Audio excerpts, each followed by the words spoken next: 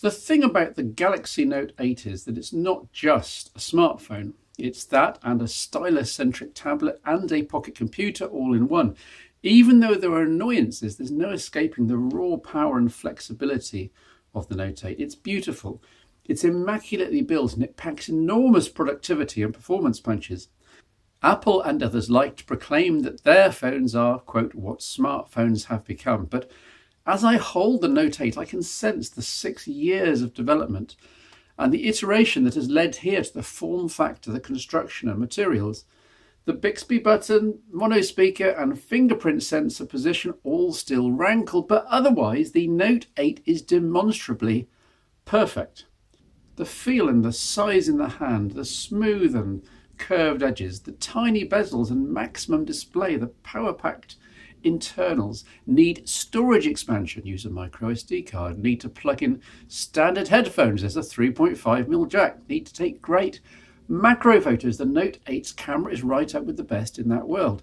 I need to scribble a few notes or annotate something on screen, that's what the inductive S Pen is for. Fancy wireless charging, it's here. Need your phone to be waterproof, perhaps to take party snaps poolside. Splash, no problem. Want to expand the Note 8's display to a full desktop experience, that's what DeX is for, and so on. There's almost nothing here that the Note 8 can't do. You do, of course, have to pay for all this, with the Note 8 currently the highest priced regular smartphone in the world at around £850 in the UK, currently including VAT. But it's worth it if you want it all. If you can't afford the Note 8, then just get any number of other Samsungs, right down to the S7 Edge at a mere £400 now, under half the price, and you'll have 90% the functionality. But if you want 100%, if you want the whole enchilada, then the Note 8 is worth straining your wallet for. It's true that part of my enthusiasm for the Galaxy Note comes from the failure of its stylus-toting predecessors. The Note 5 never came to the UK at all. The Note 7 arrived and then started bursting into flames. So it's been a long time since I've been able to wax lyrical about a phone so capable. Since the Galaxy Note 4, in fact, back in 2014, an eternity in the phone world. The terrific feel in the hand comes from being designed around the new 18:5:9 aspect ratio 6.3-inch QHD Plus display. Tall and thin means a larger display with smaller bezels and the possibility of normal mortals with regular size hands being able to, well, hold the Note 8 securely. It's all Gorilla Glass 5 and so very tough front and back, so most of the time the Note 8 can be treated, well, quite casually. It's not going to scratch or break with regular use. I was reviewing the rarer gold Note 8 here. It's also available in black, grey or blue in most markets, though this gold finish even more leads to the sense that I was handling a piece of jewellery, a very tough, very powerful piece of jewellery. As I say, pick this up and you can see where your money's gone. The Samsung AMOLED display is top notch as usual, visible in all lighting conditions with super colours, contrast and brightness. The always on display is here as usual, with just enough AMOLED pixels being lit us to show time, date and basic notifications at all times, all double tappable as well, with no need to wave at the phone or press a button or similar. I first saw always on technology back in the late 2000s on Nokia phones. This isn't exactly new, but it's mature and implemented well here. The bottom and top bezels are nicely symmetrical and large enough for the front camera and sensors at the top, with no need for an Apple iPhone X style notch, despite the default unlock method being to use your face. Admittedly, the face unlock doesn't work in the pitch dark, but it works in almost all other light conditions. Here we go, press the button. And it's surprisingly quick and convenient, yet without needing expensive and bulky components that require compromising the display. The screen edges fall away to mate up with an aluminium chassis. You can feel the joints, but they're super smooth, and they do actually enhance the grip in the hand. Down at the Note 8's bottom edge is a welcome 3.5mm headphones and aux jack, for which many thank Samsung. Don't get fooled by the Apples and Googles of this world, people do need this port. Plus a USB Type-C jack supporting up to Quick Charge 3 standard and the USB 3.1 protocols, so lightning fast file transfers and extension via the Samsung DeX experience. Also on the bottom is the mono speaker, typical of Samsung's recent phones. It does the job but pales compared to the best phone speakers. Here's a demo, and I've had complaints about my use of rock music, so here's a bit of classical.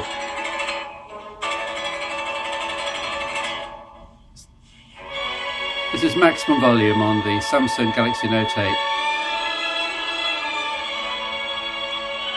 It's decent enough fidelity, but it's not that loud, and it's mono, and it's firing in the wrong direction. Still, I'm enjoying the music. Average then. And with only one sound output, it's also worth noting it's easy to inadvertently block it with your hand when holding the phone in landscape mode, so playing a game or watching media. Again, it needs front-facing speakers. Finally, there's the famous S Pen. This is inductive, pressure sensitive, and far more clever than a capacitive stylus.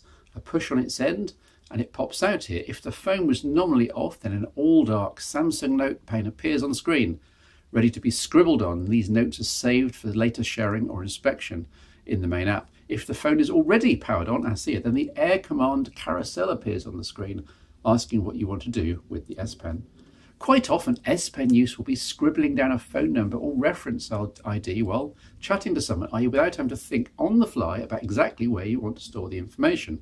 Or perhaps you need to highlight text on a web page for translation into and from dozens of included languages.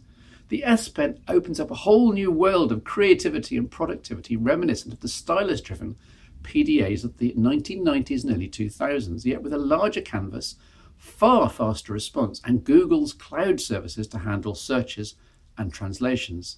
Having said all of this, just as with the previous notes, most people will find themselves leaving the S Pen in the silo most of the time. I know I did. With modern large screen capacitive touchscreens, it's easy to forget that the stylus is even available. Still, the S Pen is a feature that's nice to have, fun to play with, and will ultimately reward you fighting your way up the learning curve in finding new things you can do with it. Around the shiny Gorilla Glass 5 back is the camera and sensor island, flush apart from a raised metallic ring for protection purposes. Still, controversially, Samsung has included the fingerprint sensor here, off to one side where it's hardest to reach. It's a little ridiculous and rather a waste of space. Did I get it? On this taller phone, it's almost impossible to reach with your index finger in normal use, and certainly never feels natural. Yet it's also easy to forgive Samsung this bad design because the biometric alternatives work so well. And it's worth noting, this is important, that either of the two optical authentication systems, Face Unlock and Iris Unlock, can be used at the same time as the fingerprint sensor, i.e. you can leave 2 out of the 3 systems live all the time. On my smartphones, any really sensitive data is behind an encrypted database password, so the simple Face Unlock and fingerprint sensor backup is more than sufficient for me. Also on the back island is the traditional Samsung heart rate sensor and oxygen saturation sensor. These are used with Samsung Health and are well worth taking advantage of. This is another string to the Note 8's already extensive bow, helping you get fitter and stay healthier. Plus the single LED for the dual camera. Not that you'll need flash very often. We're now talking about dual OIS equipped 12 megapixel sensors, one f/1.7 and one over 2.5 inch sensor size, and with traditional field of view, one f/2.4 and one over 3.6 inch sensor size because of the 2 times telephoto lens. Both have the focus pixel system and have lightning quick focus times. Put it all together and the Note 8 produces fabulous photos in almost all light conditions, zoomed and unzoomed. In my tests, it's right up with the Apple iPhone 8 Plus and the best in the current smartphone world. I realise that some people prefer having a wide-angle camera as the second unit in a phone, and there's a definite place for landscape photos, but I prefer the optically zoomed option here. You see, it's not just about getting closer to faraway subjects, though you do, and it's very helpful. You also get super close optically to average subjects, for example, a pretty flower, turning the shot from a snap into a DSLR-style piece of art. The exact chipset used in the Note 8 varies, as is traditional, according to where you are in the world. USA users get a Snapdragon 835, everybody else gets an Exynos 8895, all with 6 GB of RAM. Wow, 64 GB is the standard internal disk size, though you can get more in some regions, plus micro SD, and again this seems like the perfect configuration for a 2017 flagship. Yes, Apple and Google are keeping down the route of a single storage disk and no expansion, but thankfully most other manufacturers give users the option to add capacity as and when needed via card. Battery capacity is 3300 mAh, so large without being class leading, but then Samsung had to scale things back here slightly to avoid the risk of a Note 7 disaster where they tried to cram too large a battery into too small a space. I called it first, by the way, guys. And day-to-day battery life will never be an issue here if the buyer takes advantage of yet another Note 8 feature, Qi wireless charging. Now, this is making something of a comeback thanks to Apple's recent adoption, but Samsung has had it for years, of course. The idea is that you have pads, Qi pads, at the office and around the home or wherever you put the Note 8 down. So it's picking up charge every single time. So it should spend a lot of the day at or near 100%. Hello, Bixby. Hi there. What's the weather doing today? Looks like it's clear today with a temperature of 6. Turn off Bluetooth. Okay, it's off. I'm slowly, ever so slowly, starting to get the hang of what Samsung is trying to do with Bixby. It's not a direct replacement for Google Assistant, which is also here, by the way. It's a method of giving a complete voice interface to the phone's functions, or at least it's supposed to be. I went around half an hour of trying common actions and common applications, and it got about half of them right, half. Which means that it got about half of them wrong, usually requiring me to back out of whatever it had done and then do the right thing manually. In short, Bixby is not there yet. It is overlapped by the also present Google Assistant, Google Now and all of that, and it certainly doesn't yet warrant a button of its own, but maybe the updates will bring this to it. Elsewhere, the software experience is pretty much identical to that in the existing Samsung Galaxy S8 range. Android 7.1.1, the Samsung Experience 8.5 serve up a refreshingly light skin and a familiar user interface at every turn. I still don't like the way all the application icons are sanitized into squircles, mind you, and there are plenty of user interface panes which still come off as garish and cartoony. But on the whole, it will be churlish to complain too much. Samsung's doing a good job of keeping the platform up to date in terms of security patches, albeit a month behind the Google Pixels. Plus, there's all that S Pen goodness. The virtual home button with haptics that pulse when you press it works surprisingly well, as it did on the S8 range, and we can thankfully consign Galaxy Notes with physical, mechanical, clunky home buttons to history. The bundle applications are familiar too, with Samsung's internet browser complete with ad blocking extensions available. These work really well. Galaxy apps for specific Samsung extras, Microsoft Office, OneDrive, Facebook, Samsung Pay as bundle, giving extra payment opportunities over and above non-Samsung phones because of the magstripe emulating loop technology built in here, as well as NFC. 2 different ways to pay effectively. There's simply so much to like here in terms of hardware and software flexibility that any small missteps like the fingerprint sensor positioning can be overlooked.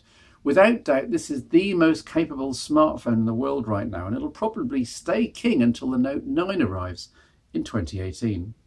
You do, of course, have to pay to acquire all this hardware and software tech, but at least you can see where your money's going. The Apple iPhones and Google Pixels of this world can be described as overpriced or aspirational, depending on your point of view, but the Galaxy Note 8 is simply the most functionality for the most money, and you can't argue against that. That the Note 8 is also a real beauty in the hand is the icing on the cake.